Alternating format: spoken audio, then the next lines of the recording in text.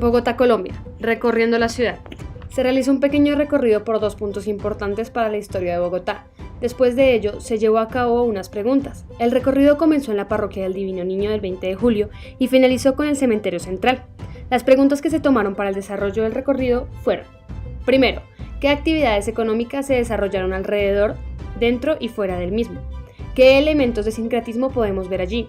¿Qué elementos artísticos, ya sean pinturas, esculturas o la arquitectura misma, encontramos en estos lugares? Y cuarto, redactar una pregunta de investigación que surja del recorrido. A lo largo del video se irán respondiendo las preguntas, no obstante, este se partirá en dos para poder tomar las 4 preguntas por cada lugar visitado. Iglesia del Divino Niño, 20 de julio. El templo se encuentra ubicado al suroriente de la ciudad de Bogotá, en la localidad de San Cristóbal. Es uno de los centros más importantes para la religión católica, de igual manera, siendo esta religión la de mayor impacto en el país. La construcción de la parroquia fue propuesta por el padre Juan del Rizo, debido a la devoción que él le tenía a la figura del Divino Niño. La construcción del templo inició oficialmente el 19 de marzo de 1937, con la bendición de la primera piedra de lo que se convertiría en la emblemática Casa del Niño Jesús del 20 de julio, culminando así la obra en el año 1942. La construcción de la iglesia y el simbolismo que ésta representa trajo consigo crecimiento económico debido a la cantidad de personas que iban allí a prestarle culto a la imagen del Niño Jesús. A la iglesia podían acudir hasta 100.000 personas un domingo, a la espera de la Eucaristía, sacramento realizado por la fe católica. Por lo tanto, a sus alrededores la actividad económica se generó a tal punto que la calle de acceso principal a la iglesia se convirtió en vía peatonal, para que así las personas vendieran allí ropa, plantas medicinales, artículos religiosos, hasta juguetes para los más pequeños. En la construcción misma de la parroquia encontramos elementos artísticos que se derivan según la época de su disposición. Quiero decir con esto que podemos encontrar desde el contraste de la construcción antigua con el templo del Niño Jesús, que es mucho más reciente. En la parroquia principal podemos observar que las columnas son de estilo grecorromano, los vitrales que hay a su alrededor, siendo elementos artísticos de la iglesia, simbolizan pasajes de la Biblia, libro sagrado para el culto católico. Asimismo, el Cristo resucitado que tiene la iglesia es un símbolo destacable. Esta estatua es diferente a los demás Cristos de las iglesias, ya que demuestra redención. Su disposición es de bienvenida, con las manos abiertas y la posición del cuerpo. Para entender por qué encontramos sincretismo, es necesario aclarar este concepto, el cual significa la conciliación de distintas doctrinas o posturas. Implica la fusión de diferentes elementos en uniones que, en ocasiones, carecen de una coherencia interna. En la misma arquitectura de la iglesia podemos encontrar claramente sincretismos. Como se mencionó anteriormente, la iglesia es una construcción antigua, mientras que en la parte trasera se encuentra la cúpula, donde se rinde culto al Divino Niño. Esta cúpula carece de los elementos arquitectónicos del resto de la iglesia, como son las formas rectas y cuadradas de las columnas y fachadas. El Cristo, que no se encuentra crucificado, sino que está en posición de redención, siendo consciente de que esto no es un sincretismo entre dos posturas religiosas diferentes, sino es un cambio frente al manejo de este símbolo con las demás iglesias. La venta de productos y servicios a sus alrededores. Algunos vendedores tienen elementos paganos que no concuerdan con el culto católico. También personas ofrecen medicamentos naturales y servicios de entretenimiento, como lo es una llama y un espacio para que los niños puedan pintar. Por último, lo que se refiere a las actividades económicas que se desarrollan dentro y a los alrededores de la iglesia, se encuentran modalidades diferentes, sin embargo, se puede decir que ambas se sustentan, ya que la iglesia, al convertirse en un lugar tan concurrido, las personas logran establecer su labor económica cerca de ella y también al interior de la misma, generando así más métodos para generar ingresos. Afuera podemos encontrar varias actividades económicas. La venta de objetos religiosos, desde imágenes como símbolos, velas y cualquier objeto que se utiliza para los rituales católicos. Igualmente hay símbolos paganos que no se relacionan con esta religión. Encontramos venta de ropa y artículos que no tienen relación con la iglesia, como lo son juguetes o los servicios de entretenimiento ya mencionados.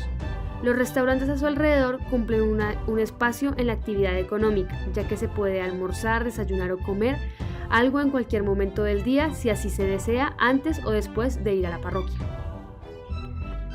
Dentro de la iglesia encontramos que la actividad económica se divide entre La limosna, que se recibe a través de las eucaristías y de donaciones que se hace por medio de la venta de pocillos y velas con el logo de la iglesia. También se puede donar dinero en cajas distribuidas por el centro religioso, con el monto que se desee o con las monedas que encienden las velas en la iglesia principal. Prestación de servicios. Encontramos un baño público que cobra el ingreso, un restaurante y un parqueadero disponible para quien vaya en vehículo. Cabe resaltar que las tarifas son muy accesibles. También encontramos una librería y una pequeña cafetería al lado del parqueadero.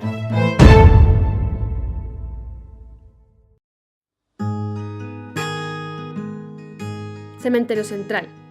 El cementerio se encuentra en la parte centro-sur de la ciudad de Bogotá, en la localidad de Los Mártires. Es un lugar emblemático por su historia, siendo el cementerio más antiguo de la ciudad. La construcción del cementerio fue en 1836 por Pío Domínguez y Nicolás León. Fue puesto en servicio en el mismo año por el gobernador Rufino Cuervo, bajo la presidencia de Francisco de Paula Santander. Se realizó debido a un asunto de salud pública y no religioso, como se suele suponer de los cementerios. Lo anterior se construyó como una consecuencia de las costumbres de esta época, traídas de la colonización española. Por lo tanto, su cultura partía de enterrar a los muertos en bóvedas en el interior de las iglesias. Este sistema no generó un buen resultado, ya que propagó enfermedades y plagas que causaban muerte, por lo que la creación de este cementerio fue la solución que se encontró. En su interior podemos encontrar personajes muy importantes para la historia colombiana. Es por esto por lo que su significado histórico, valor arquitectónico y cultural fue declarado monumento el 26 de septiembre de 1984. Las actividades económicas que se destacan a los alrededores del cementerio son de uso exclusivo por y para el cementerio. Con esto quiero decir que son ventas tanto de lápidas, flores, cofres y ataúdes. También podemos encontrar venta de bebidas como tinto y dulces. Podemos encontrar venta de lápidas y ataúdes desde precios elevados y de difícil acceso, como también precios más asequibles. La variabilidad de los precios se debe a la distribución al interior del cementerio. Pues bien, allí dentro podemos encontrar personas que hicieron parte de un porcentaje de vida muy elevado, junto a las personas que hayan sido de clases sociales marginadas o con menores recursos económicos. Con ello podemos asumir que según la distribución económica de la persona, tendrá una muerte de mayor valor. Las flores son otra dinámica económica común de los cementerios. Hace parte del ritual creado alrededor del fallecimiento de una persona, haciéndose con la intención de ornamentar la tumba como también de llevar flores en memoria del difunto. Los epitafios y lápidas son otra de las ventas que encontramos en los alrededores del cementerio. Aquellos son realizados según el gusto de los familiares y teniendo en cuenta los del difunto.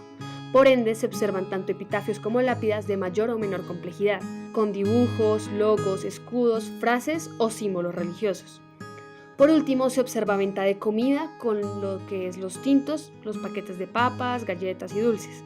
Este se mantiene alrededor de los mismos trabajadores que le compran a estos vendedores, también los transeúntes del sector y los mismos visitantes. Curiosamente, me encontré con un señor dispuesto a ofrecer un servicio de recorrido por el cementerio y también de dar información sobre las reglas que se manejan al interior de este. Los elementos de sincretismo que se encuentran dentro del cementerio van desde la dinámica del cementerio al ofrecer servicios de culto católico y lo disímil que es con la arquitectura y los símbolos encontrados en las lápidas. En el interior del cementerio nos encontramos arquitectura relacionada con diferentes cultos paganos, indígenas o griegos. También encontramos símbolos relacionados con el servicio militar o con entrega de conocimiento al país.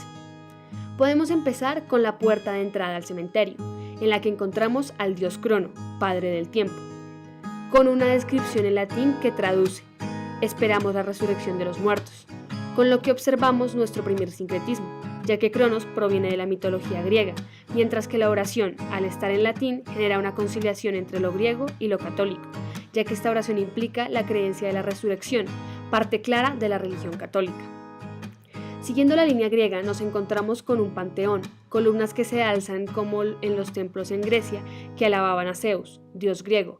Quizás fueron construidas con la intención de demostrar grandeza frente a las demás tumbas a su alrededor, debido a que eran una familia poderosa de la época. Las figuras que encontramos en los mausoleos, como soldados o figuras con rasgos indígenas, indican de dónde proviene la persona, por lo tanto se unen entre sí las creencias de todos.